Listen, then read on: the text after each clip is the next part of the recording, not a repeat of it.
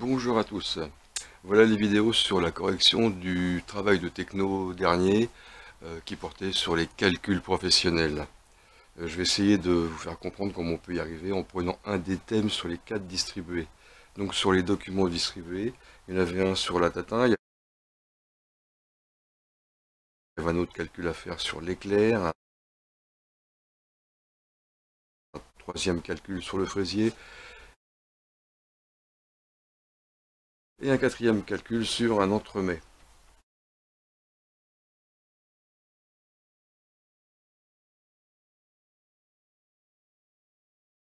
Donc je vais détailler le calcul de la Tatin parce que ça va vite et je reviendrai rapidement sur les autres calculs à la fin de cette vidéo. Donc le document sur la Tatin précise. Je prépare une tatin de 6 personnes. Je réalise un caramel avec 160 g de sucre, 50 g d'eau que je décuis avec 30 g de beurre. Je caramélise mon moule et y range 10 pommes pelées et coupées de moitié. Après cuisson, je recouvre les pommes avec une abaisse de pâte feuilletée de 250 g.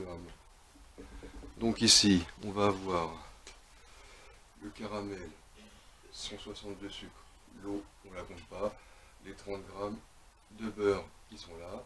J'y range 10 pommes. Donc les pommes sont ici, et là j'ai de la pâte feuilletée.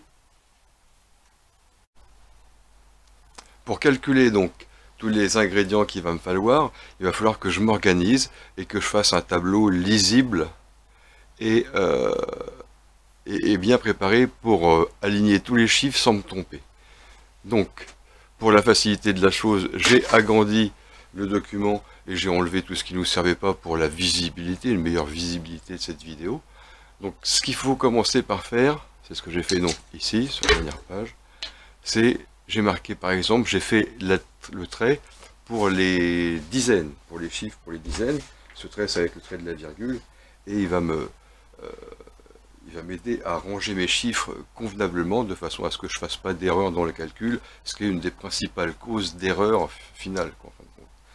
Donc, pour préparer tout ça, il va me falloir que dans cette ligne, que je calcule d'abord les quantités des ingrédients et ensuite je vais calculer le prix des ingrédients.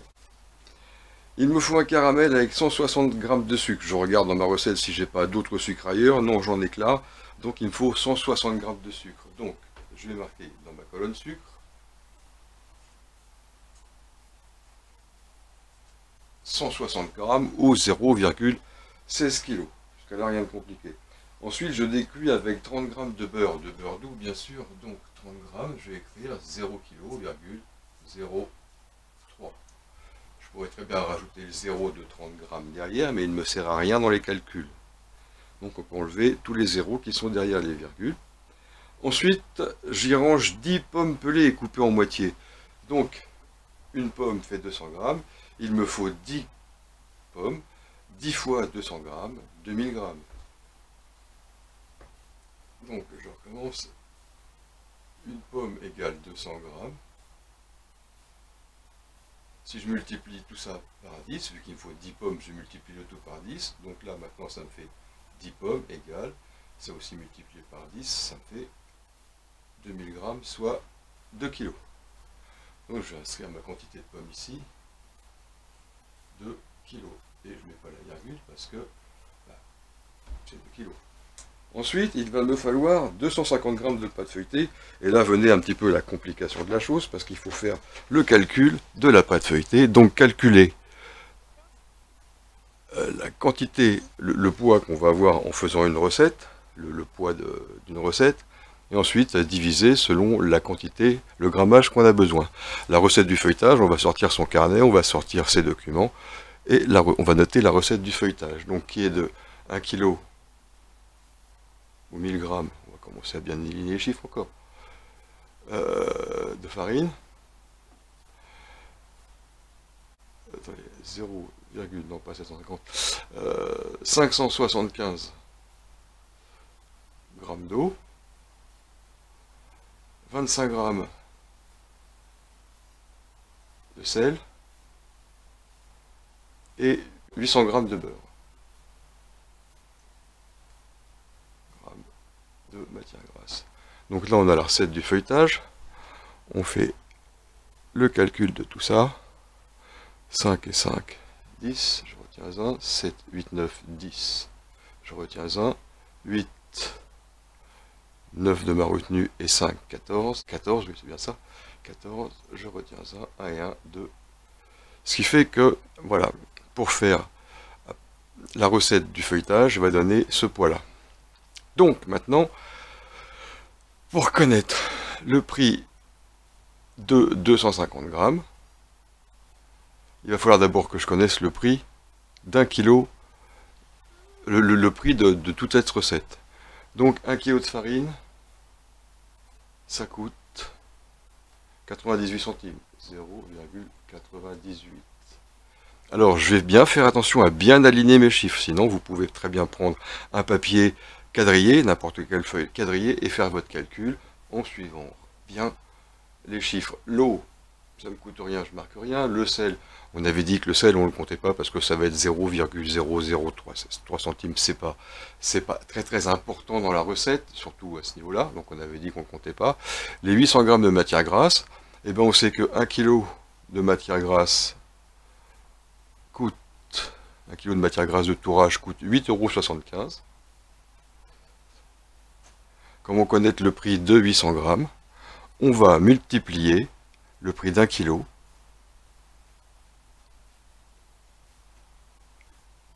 par 0,8. Soit après calcul de ma part, 7 €. 7 € de matière grasse. Je vais rajouter le prix ici, 7,00 et je les mets. Je fais mon calcul, 7,98 €. Donc, 2 kg de 400 de pâtes vont coûter 7,98 €. Donc, pour connaître le prix de 250 grammes de pâtes, je vais d'abord chercher à connaître le prix de 1 gramme, c'est-à-dire que je vais diviser les 7,98 € par la somme totale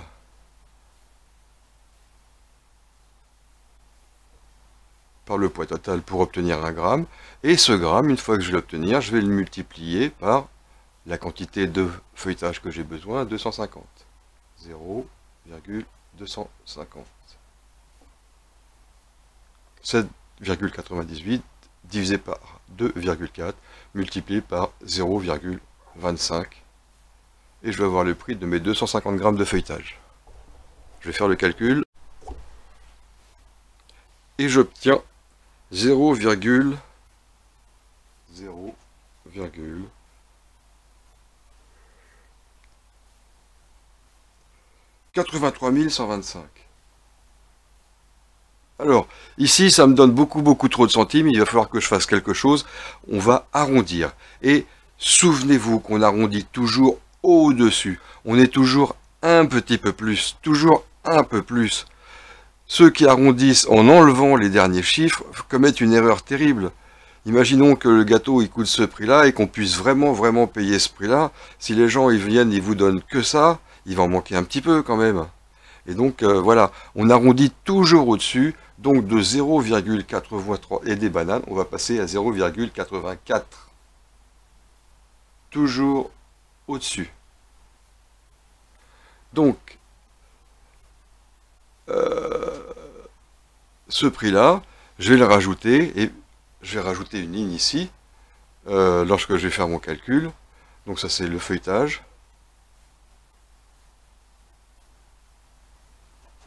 84 centimes. Et tout le reste, je vais pouvoir l'enlever.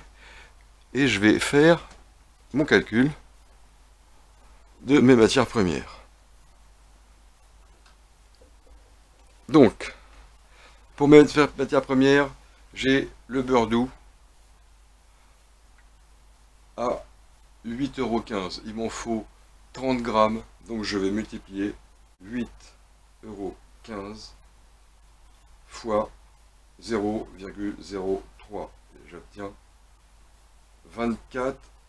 0,2445. Donc 0,2445, ça va passer à 0,25. 0,2445. 25. Le beurre de tourrage, on a le calcul du feuilletage qui est ici, donc on ne va pas le faire tout de suite. Il me faut 2 kg de pommes. Les pommes, 1,21 €, c'est facile. Ça va nous faire 2,42 €. 2,42 €.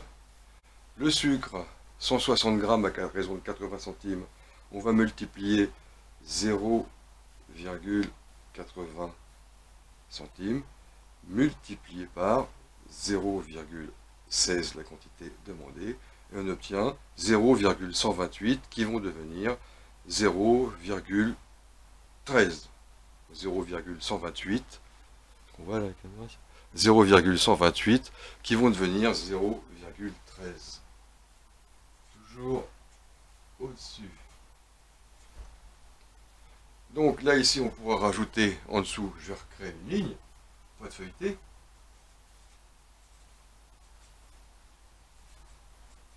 Pas de feuilleté, 0,84. Je tire un trait et je vais obtenir le total. Je vais faire le calcul de tout ça pour obtenir le total de ma tarte tatin, soit 0,25 plus 2,42 de pommes, plus 0,13 centimes de sucre, plus 0,84 centimes de pâte feuilletée. Donc après calcul, le prix de revient de ma tarte monte à 3,64 €. Alors évidemment, tous ces calculs-là, ils ont été faits avec certains arrondis. Le chiffre est légèrement plus haut d'1 ou 2 centimes du prix réel, parce que j'ai arrondi à chaque étape. Un comptable qui voudrait vraiment avoir un chiffre vraiment pointu, n'aurait pas arrondi, aurait mis tous les chiffres à la suite, là, aurait fait le calcul de tous les chiffres et des dizaines de milliers de dizaines, afin d'arrondir le calcul final, et peut-être on aurait obtenu 3,62 €, allez savoir, mais dans le cas qui nous intéresse, qu'à présent c'est un petit peu de comprendre le principe de calcul pour faire un prix de revient. Dans une boutique, lorsqu'on applique un coefficient, on n'est pas à 2 centimes d'écart lorsqu'on fait le prix de revient d'un produit. Évidemment, dans une entreprise où on fabriquait des milliers de tartes tatin, là évidemment, il faudra des calculs plus précis. Pour ce qui est des autres calculs, donc nous avions la pâte à choux. La pâte à choux a été simple, avec les 9 éclairs à faire avec 1/8 de litre de pâte d'eau pour une pâte à choux et les 600 g de lait pour faire la crème pâtissière. Donc il n'y avait que faire le calcul simple, il n'y avait pas de mystère, il n'y avait pas de piège là-dedans. C'était très simple. Pour ce qui est du fraisier, une chose qui était à remarquer, c'est qu'il fallait par ici, pour le biscuit gruyère, il fallait 3 blancs d'œufs, un peu plus loin, il fallait 3 jaunes d'œufs. Évidemment, on additionne les deux, ça fait 3 œufs entiers. On ne va pas s'amuser à calculer jaune et jaune et blanc en nouveaux produits, surtout pour ces quantités-là. Sinon, pas de complications particulières. Le dernier, l'entremets, il était demandé de calculer le prix de revient des produits de l'entremets. Pas de problème particulier, si ce n'est qu'il fallait faire attention à l'énoncé du problème. La recette, elle était pour 3 entremets, donc il fallait évidemment penser à diviser le résultat par 3. Voilà. Appliquez-vous au calcul et à bientôt.